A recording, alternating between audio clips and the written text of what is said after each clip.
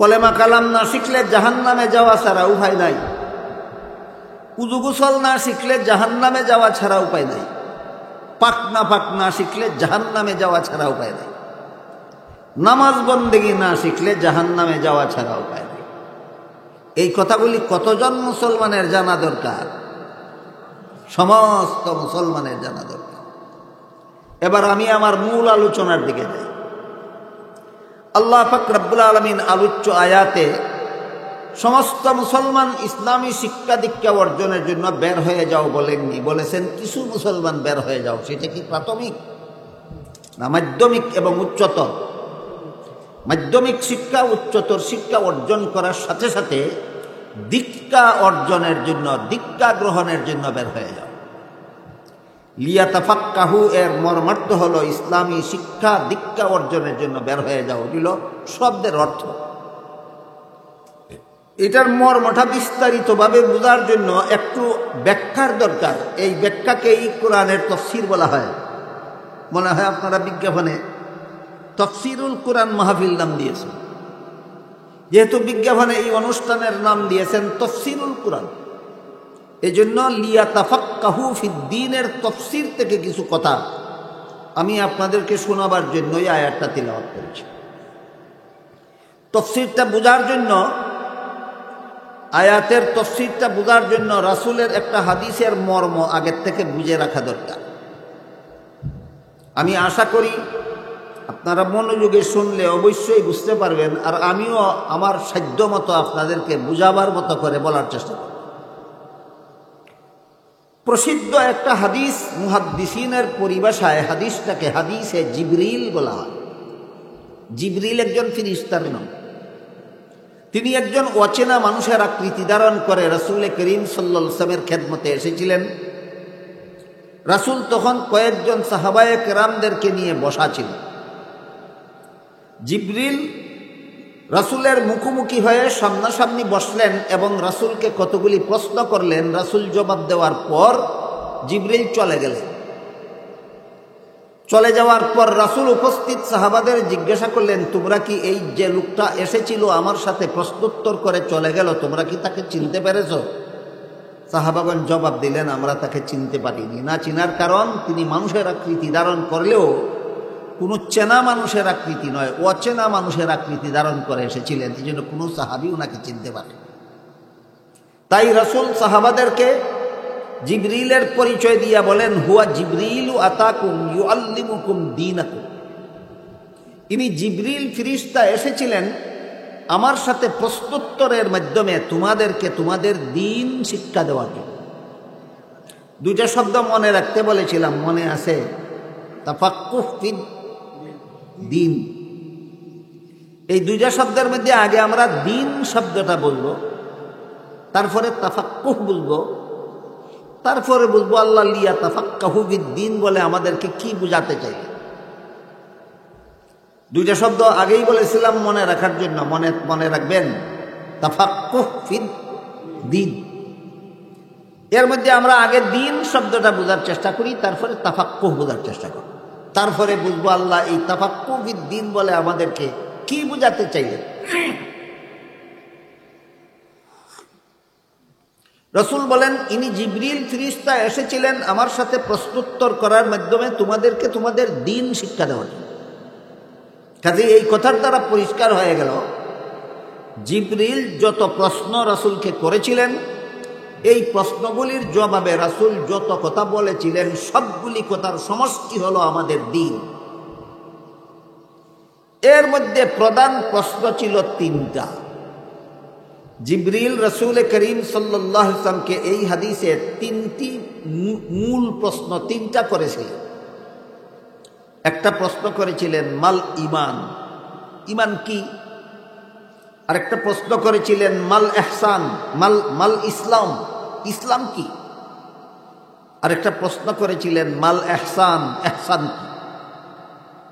একটু দয়া করে এখন তিনটি প্রশ্ন মনে রাখুন, জবাবগুলি বুঝাবেন। জিবরিল রাসূলকে প্রথম প্রশ্ন করেছিলেন ঈমান কি, দ্বিতীয় প্রশ্ন করেছিলেন ইসলাম কি, তৃতীয় প্রশ্ন করেছিলেন ইহসান কি। প্রশ্ন তিনটা মনে থাকবে? বলুন তো, প্রথম প্রশ্ন কি করেছিলেন? ঈমান কি? দ্বিতীয় প্রশ্ন করেছিলেন ইসলাম কি? তৃতীয় প্রশ্ন কি করেছিলেন? ইহসান কি? প্রথম প্রশ্নের জবাবে রাসূল ঈমানের 6টি মূল কথা বলে দিলেন। এই 6টি মূল কথা সর্বস্তরের মুসলমান সহজে পাওয়ার জন্য একটা কলেমার অন্তর্ভুক্ত করে দিয়েছেন উম্মতের উলামায়ে কেরাম। কলেমাটার নাম হলো ঈমানে মুফাসসাল। আমানতু বিল্লাহি ওয়া মালাইকাতিহি ওয়া কুতুবিহি ওয়া রুসুলিহি ওয়াল ইয়াউমিল আখিরি ওয়াল কদরি খাইরিহি ওয়া শাররিহি মিনাল্লাহি তাআলা ওয়াল বাসি বাদাল মাউত। এই কলেমার মধ্যে যে 6টা বিষয়ের উপর ঈমান আনলাম বলে উল্লেখ আছে, এই 6টা হলো ঈমানের মূল কথা। এর সাথে আরো বেশ কিছু আনুষঙ্গিক কথা আছে।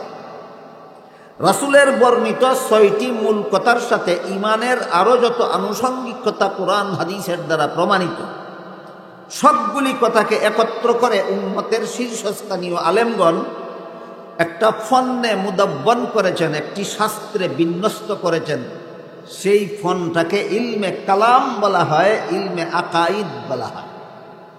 এক কথায় জিবরিলের প্রথম প্রশ্নের জবাবে রাসূল উম্মতকে ইলমে আকাইদ শিক্ষা দিয়েছে।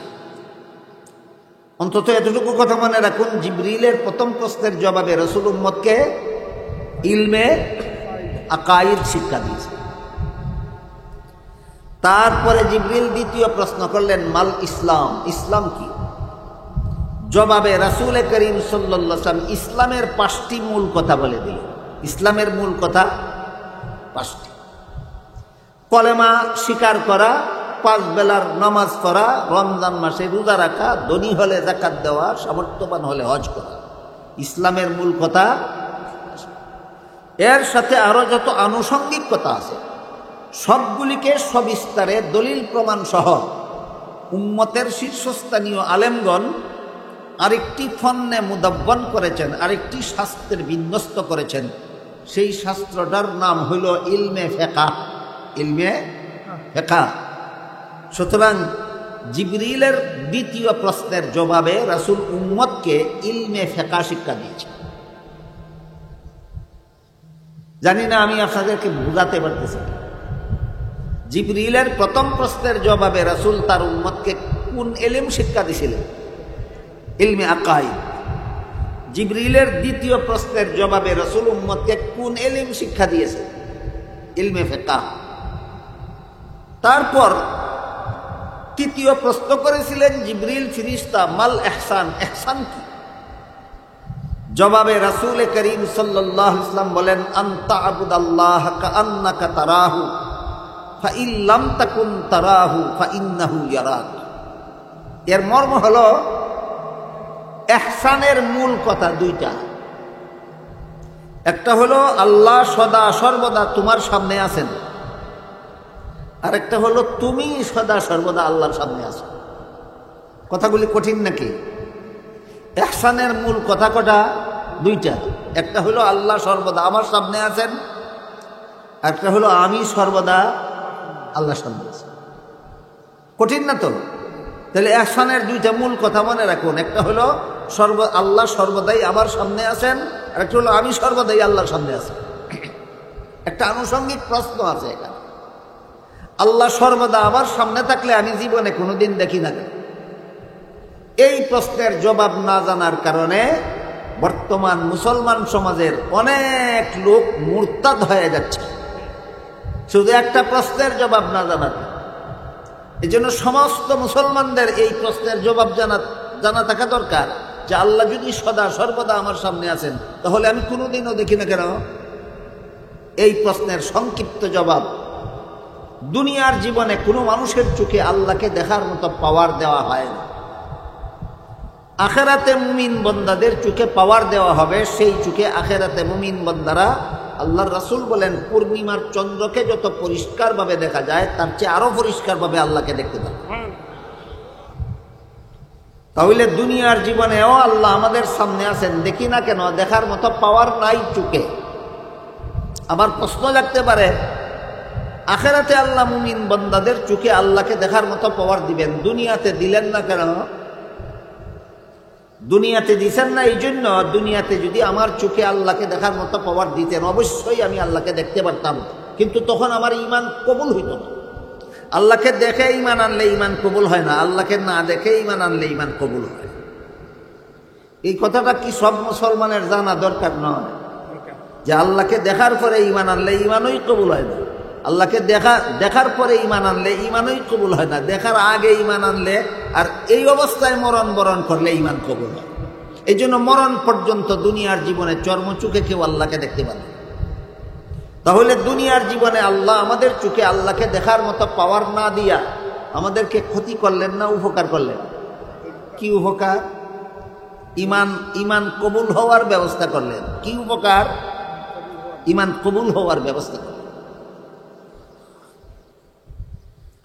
কাজেই হাদিস শরীফে আল্লাহ রসুল বলেন, জিবরিল ফিরিস্তার ৩ নম্বর প্রশ্নের জবাবে বলেন আনতা আবুদাল্লাহ। কোনো হাদিসে আছে আনতা আবুদাল্লাহ, কোনো হাদিসে তাবুদা শব্দ উল্লেখ আছে, কোনো হাদিসে তাহসা শব্দ উল্লেখ আছে, কোনো হাদিসে তামালা শব্দ উল্লেখ আছে।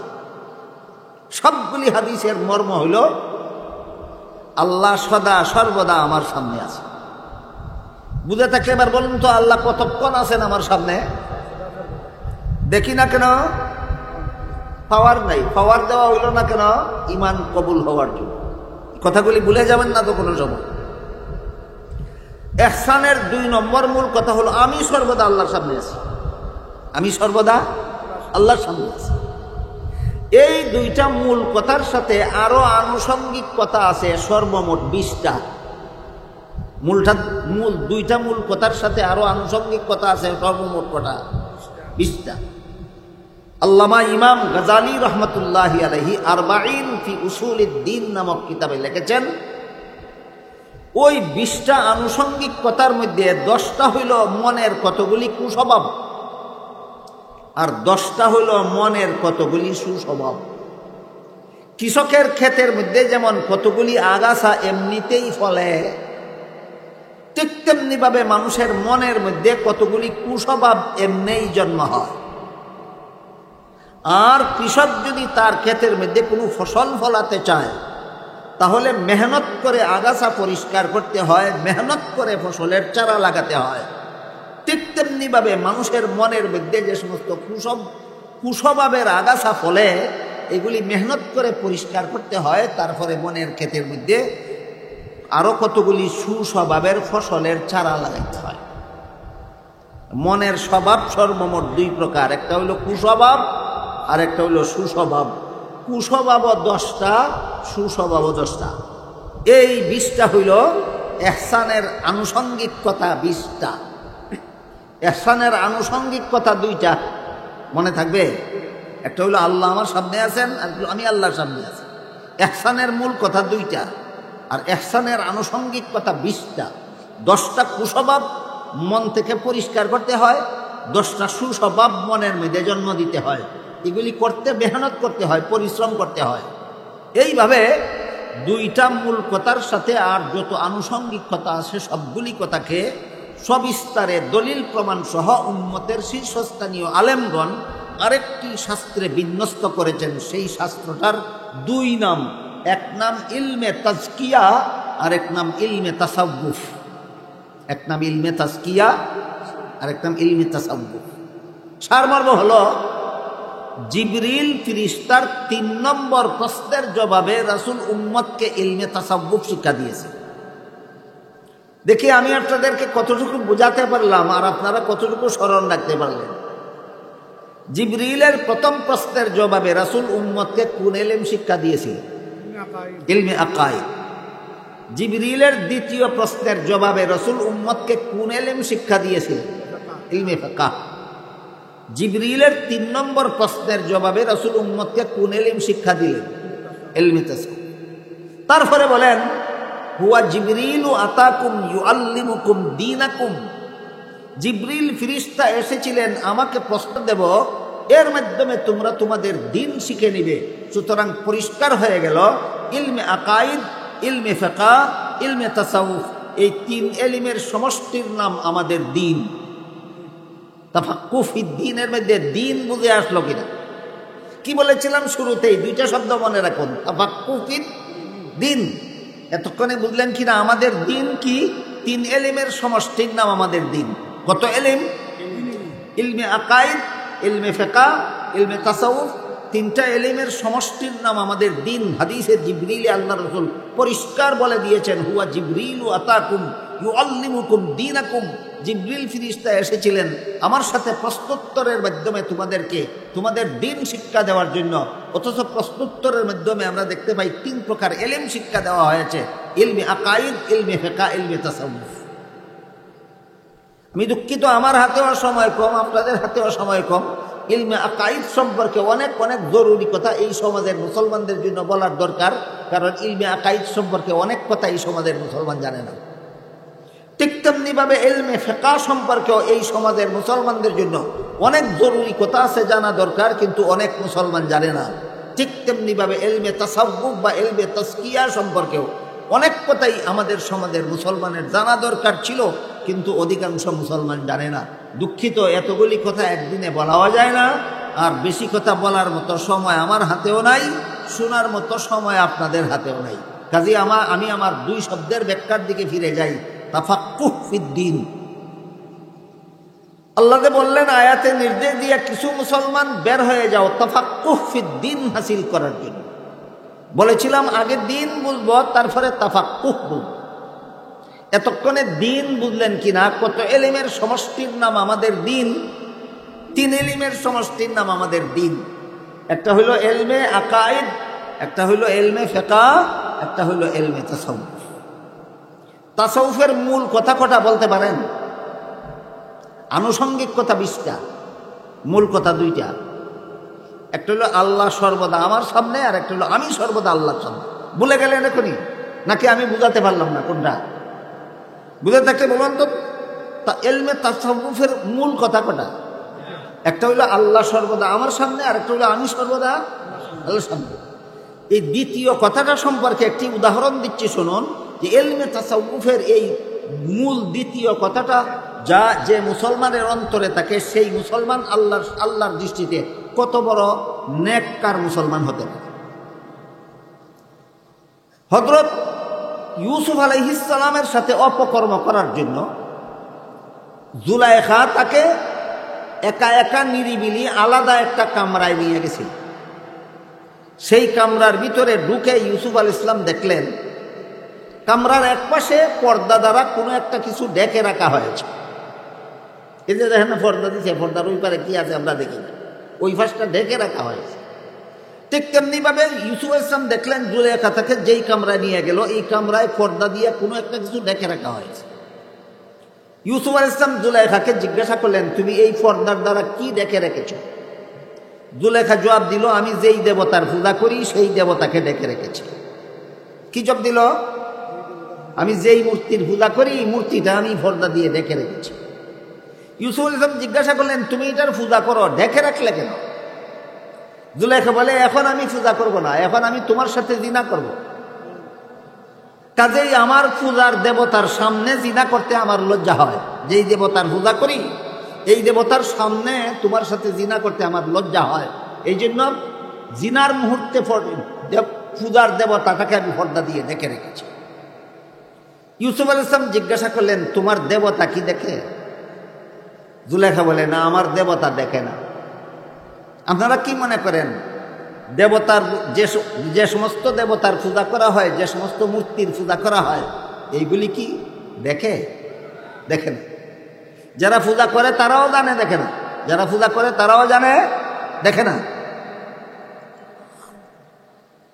আল্লাহ কোরআনের এক আয়াতে বলেন, ইন্নাকুম ওয়া মা তা'বুদুনা মিন দুনিল্লাহি হাসাবু জাহান্নাম। তোমরা যারা মূর্তির পূজা করো আর যে সমস্ত মূর্তির পূজা করো, পূজারীরাও জাহান্নামের লাকড়ি হবে, পূজনীয় দেবতাগুলিকেও জাহান্নামের লাকড়ি বানানো হবে, মূর্তিগুলি হবে জাহান্নামের লাকড়ি। অন্য আয়াতে আল্লাহ বলেন, ইন্নামাল খামরু ওয়াল মাইসিরু ওয়াল আনসাবু ওয়াল আজলাম রিজসুম মিন আমালিশ শাইতানি ফাজতানিবুহু। মদ, জুয়া, লটারি, মূর্তি, নাপাক শয়তানের কাজ। মদ খাওয়া শয়তানের কাজ, জুয়া খেলা শয়তানের কাজ, লটারি খেলা শয়তানের কাজ, মূর্তি বানানি শয়তানের কাজ, মূর্তি বানানি শয়তানের কাজ। কোনো মুসলমান শয়তানের এই কাজগুলি করতে পারে না, কোনো মুসলমান শয়তানের এই কাজগুলি করতে পারে না। বাংলাদেশের কোনো মুসলমান শয়তানের কাজগুলি করে কিনা? তাহলে তুমি মুসলমান আর তারা এই এই মূর্তি বানাইয়া যারা পূজা করে তারা অমুসলমান। তোমার মতো মুসলমানের মধ্যে আর মূর্তি পূজারী অমুসলমানের মধ্যে ব্যবধান কোথায়? জুলুম দর জুলুম যাকে মুসলমান হইয়া মূর্তি বানাবে, মুসলমান হইয়া মূর্তিকে শ্রদ্ধা করবে, মুসলমান হইয়া মূর্তিকে সম্মান করবে। আর আল্লাহ কোরআনে হারাম বলেছেন, রাসূল হাদিসে হারাম বলেছেন, এই কথা বললে আলেমদেরকে গালিগালাজ করবে। এই হইল বর্তমান সমাজের মুসলমানের চরিত্র। হারামকে হারাম, যখন হারামকে হারাম মানে না তখনই তো আর ইমান থাকে না। আর আলেমকে যে কোনো কারণে গালিগালাজ করলে ইমান থাকে না।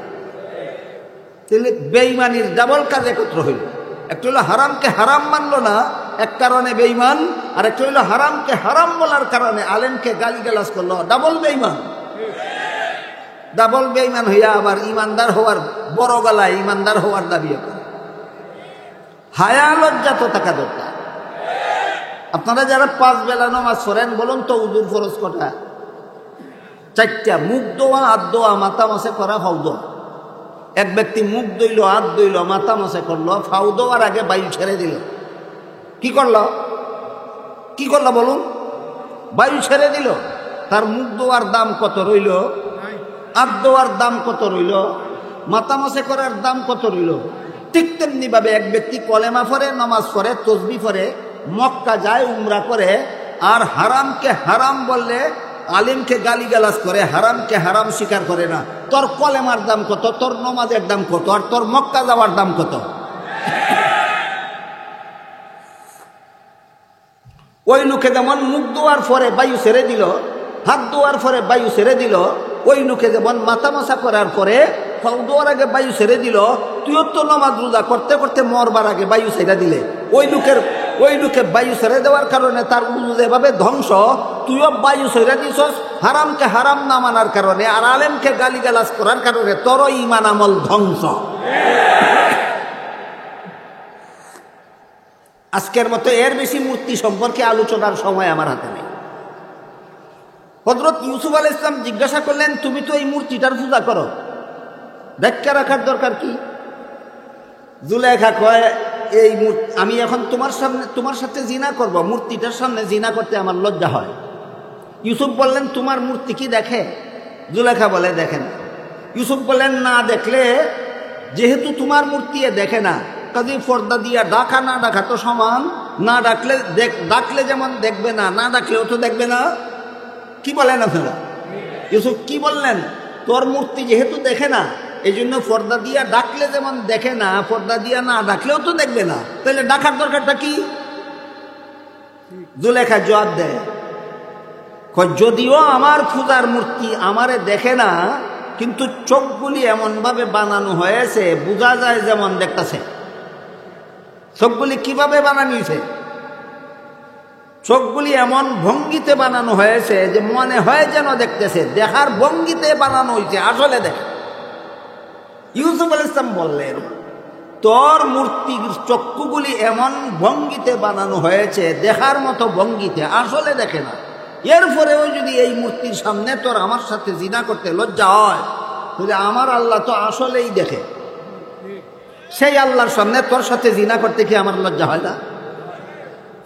আমি সদা সর্বদা আল্লাহর সামনে আছি, এই ইয়াকিন যখন অন্তরে মজবুত হবে, তখন মুসলমানের জিন্দগিটা এইরকম হবে যে কোনো গুনার সুযোগ আসলেই সে ভাববে আল্লাহ দেখতেছে, কুল্লা যে আল্লাহর সামনে ভাববে। ইলমে তাজকিয়ার 2 মূল কথার একটা মূল কথা। আমি কি বিষয়টা আপনাদেরকে বুঝাতে পারলাম? যে লোকের অন্তরে এই ইয়াকিন মজবুত হয়ে গেছে যে আল্লাহ সদা সর্বদা আমাকে দেখতেছে, তার না ফরজ নামাজ কাজা করার সাহস থাকে, না ফরজ রোজা কাজা করার সাহস থাকে, না ওয়াজিব তরক করার সাহস থাকে, না সুন্নতে মুআক্কাদা তরক করার সাহস থাকে, না কোনো গুনাহ করার সাহস থাকে, না চুরি করার সাহস থাকে, না ডাকাতি করার সাহস থাকে, না জবরদখল করার সাহস থাকে, না ছিনতাই করার সাহস থাকে, না সুদ খাওয়ার সাহস থাকে, না ঘুষ খাওয়ার সাহস থাকে, না মদ খাওয়ার সাহস থাকে, না গাঞ্জা খাওয়ার সাহস থাকে। যার অন্তরে এই এলমে তাজকিয়ার 2 নম্বর কথা বদ্ধমূল হয়ে যায় যে আল্লাহ সদা সর্বদা আমাকে দেখতেছে, ওই লোকে কোনো গুনাহ করার সাহস থাকে না। বুঝতে পারলেন এলমে তাজকিয়া মানুষের অন্তরকে কতটুকু পবিত্র করে? এই জন্য এই এলেমের নাম এলমে তাজকিয়া। তাজকিয়া অর্থই অন্তর পবিত্রকরণ। তাজকিয়া শব্দের অর্থই অন্তর পবিত্রকরণ। এলমে তাজকিয়া মানুষের অন্তরকে কোন পদ্ধতিতে কেমনভাবে পবিত্র করে? জিবরিল ফেরেশতার প্রথম প্রশ্নের জবাবে রাসূল উম্মতকে ইলমে আকাইদ শিক্ষা দিয়েছেন। জিবরিলের দ্বিতীয় প্রশ্নের জবাবে রাসূল উম্মতকে ইলমে ফিকহ শিক্ষা দিয়েছেন। জিবরিলের তৃতীয় প্রশ্নের জবাবে রাসূল উম্মতকে ইলমে নামটা বলেন তাজকিয়া শিক্ষা দিয়েছেন। এখন আমি কৌতূহলীদের জন্য, যাদের মনে এখন জানতে চায় যে তাহলে ইলমে আকাইদের ডেফিনেশন কি, ইলমে ফিকহর ডেফিনেশন কি, ইলমে তাজকিয়ার ডেফিনেশন কি, সংজ্ঞা কি, পরিচয় কি, অতি সংক্ষেপে 3 এলেমের পরিচয় পেশ করছি। তখন যাতে আমরা পরিষ্কারভাবে বুঝে নিতে পারি আমাদের দিন বলতে কি বোঝায়, বুঝলে পরে আমরা বুঝতে পারবো তাফাক্কুহ ফিদ্দিন বলতে কি বোঝায়।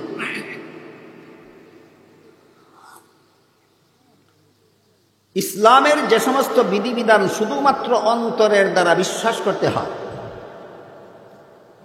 এইগুলি জানার নাম ইলমে আকাইদ। বুঝেন কথা?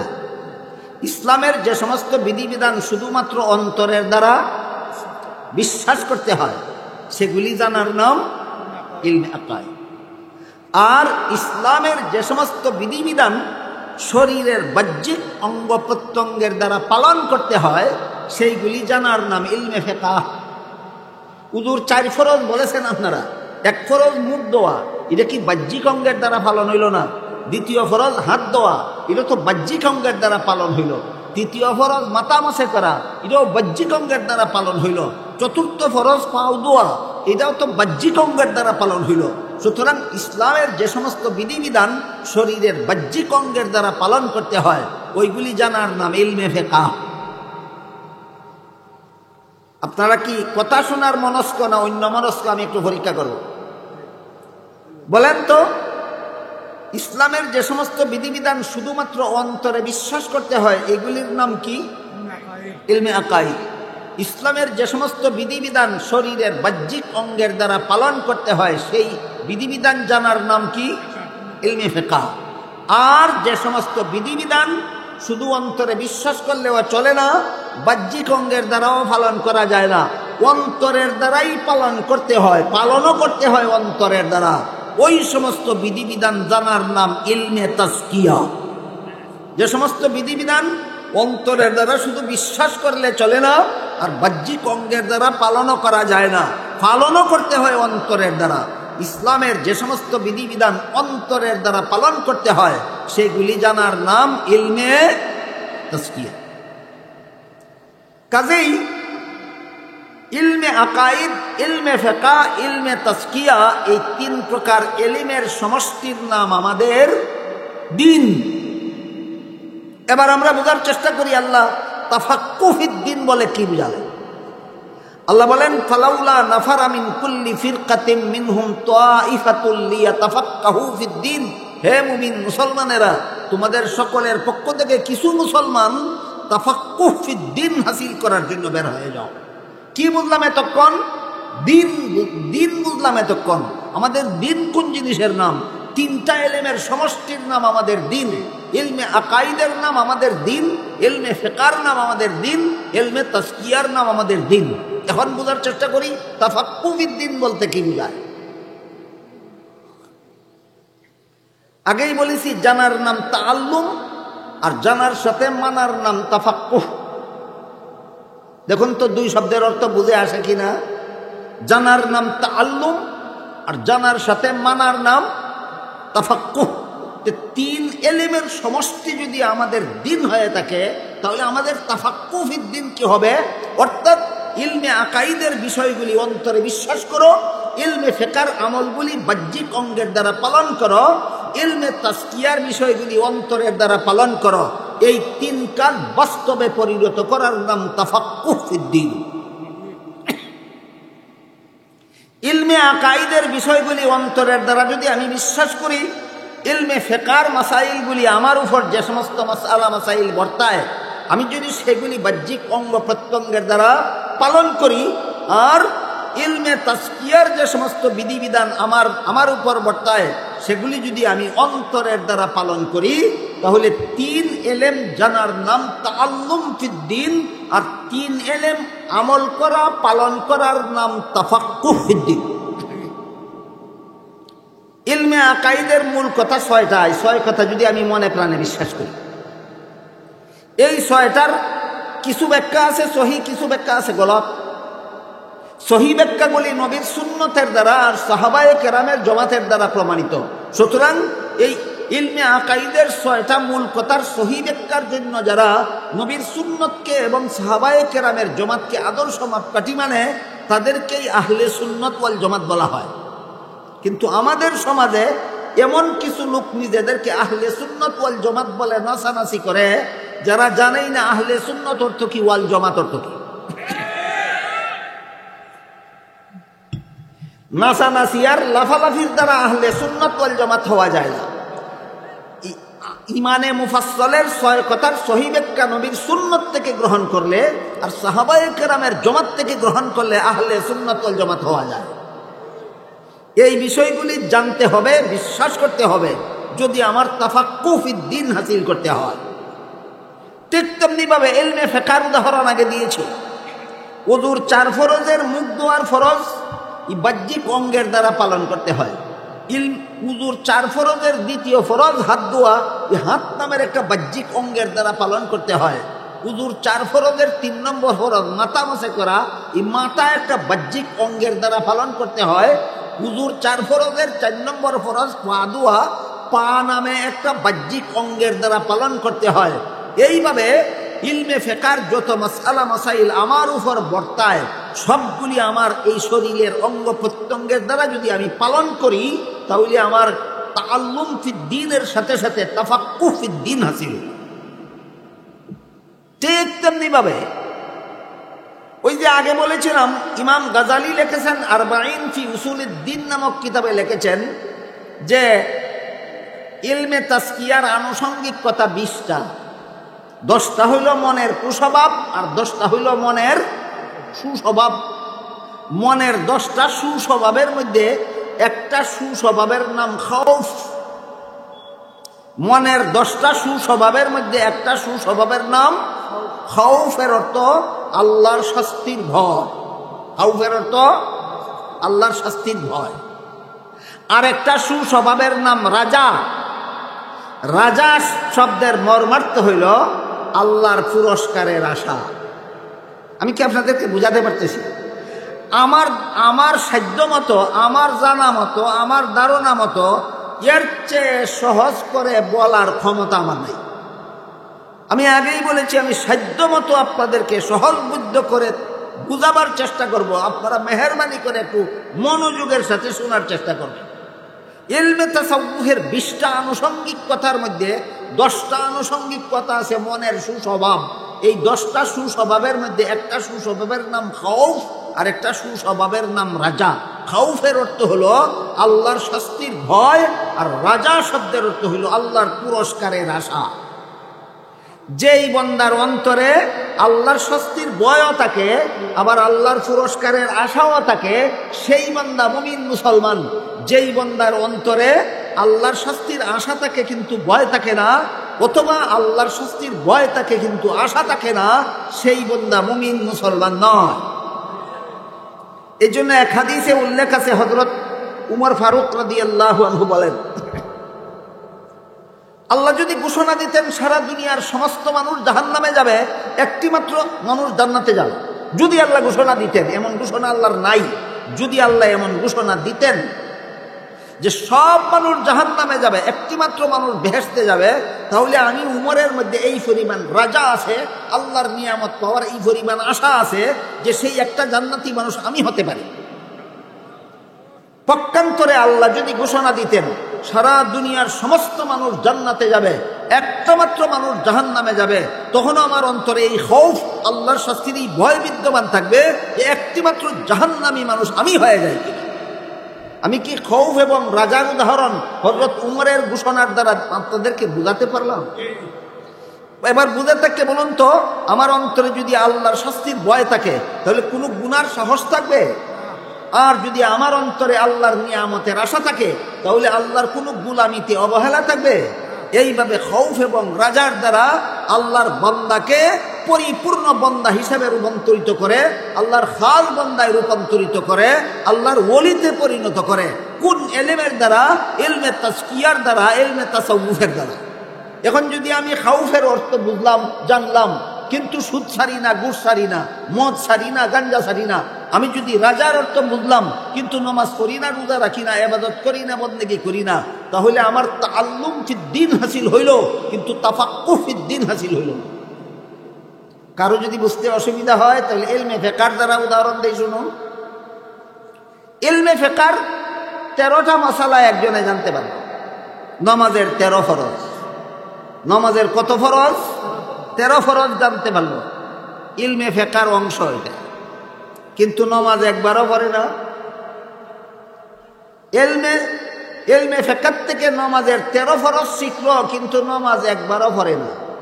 তার কি জানা নাই না মানা নাই? ইলম নাই না আমল নাই? তাআল্লুম নাই না তাফাক্কুহ নাই? কাজেই পরিষ্কার হয়ে গেল, ইলমে আকাইদের বিষয়গুলি জানার পরে অন্তরে পোষণ করা, ইলমে ফিকহের বিষয়গুলি জানার পরে অঙ্গ প্রত্যঙ্গের দ্বারা পালন করা, ইলমে তাজকিয়ার বিষয়গুলি জানার পরে অন্তরের দ্বারা পালন করা, এর নাম তাফাক্কুহ ফিদ্দীন। এবার দিন বুঝলাম, তাফাক্কুহ ফিদ্দীন বুঝলাম। এবার বোঝার চেষ্টা করি আল্লাহ এই আয়াতে আমাদের কি বুঝাতে চান।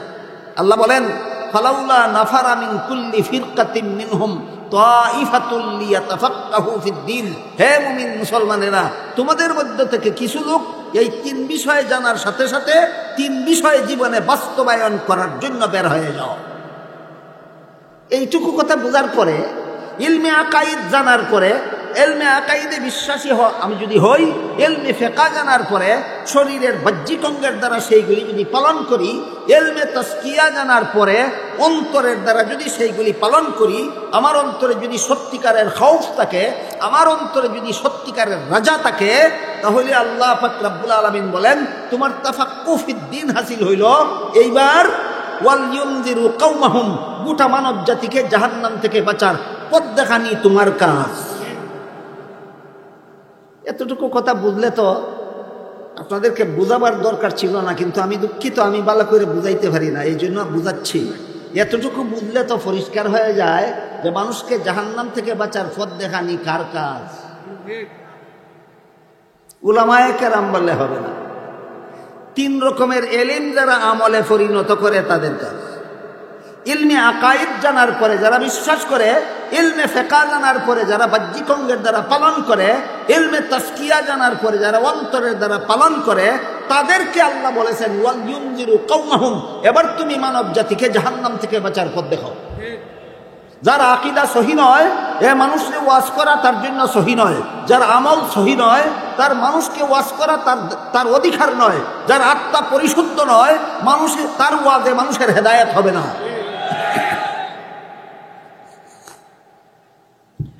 আমি একটু কঠিন আলোচনা করার কারণে এবং সময় একটু বেশি নেওয়ার কারণে আপনাদের কাছে ক্ষমা প্রার্থী। আমি এতক্ষণে আপনাদেরকে যেই বিষয়টা বোঝাবার চেষ্টা করেছি সেটা হলো তাফাক্কুহ ফিদ্দীন কাকে বলে, আর এই তাফাক্কুহ ফিদ্দীন হাসিল হওয়ার পরে এই দায়িত্ব পাওয়া যায় যে এবার তোমরা গোটা জাতিকে জাহান্নাম থেকে বাঁচার পথ দেখাও। আমরা যারা মাদ্রাসায় আছি, আমাদেরকে তাফাক্কুহ ফিদ্দীন হাসিল করার তৌফিক আর পরবর্তী জীবনে আপনাদেরকে জাহান্নাম থেকে বাঁচার পথ দেখাবার তৌফিক যেন আল্লাহ আমাদের দান করেন। সবাই বলুন আমিন। সুবহান রাব্বিকা রাব্বিল ইজ্জাতি আম্মা ইয়াসিফুন ওয়া সালামুন আলাল মুরসালিন ওয়ালহামদুলিল্লাহি রাব্বিল আলামিন।